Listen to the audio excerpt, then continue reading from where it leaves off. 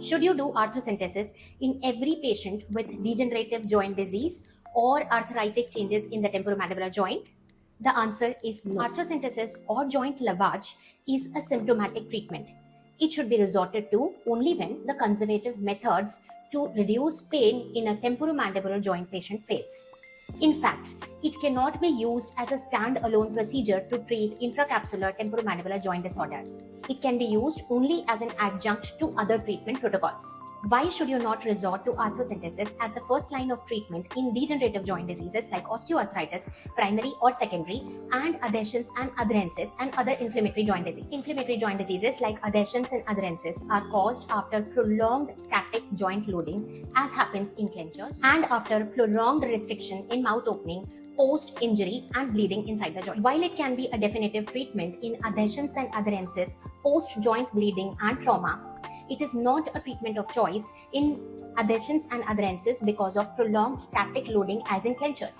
In clenchers, the cause of adherence and adhesions development is actually loss of weeping lubrication and resultant sticking of the surfaces, the fossa to the disc or the disc to the condyle. Even if you do arthrocentesis and improve lubrication, the etiologic factor, that is parafunction, if not worked upon, will lead to development of adherences again and again. And as you know, arthrocentesis is a minor surgical procedure that you cannot repeat very frequently. So it is better to work on adhesions and adherences in clenchers with conservative methods first.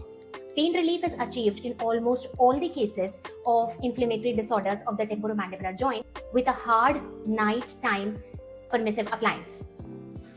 In those cases where the relief is not 100%, you can resort to arthrocentesis. In case of degenerative joint disease like primary osteoarthritis of the temporomandibular joint or osteoarthritis secondary to other causes like psoriatic arthritis, rheumatoid arthritis, traumatic arthritis, etc. and etc., you will have to work on the cause of the disorder first. Arthrocentesis will be a second line of treatment in only those patients where pain relief is not achieved completely.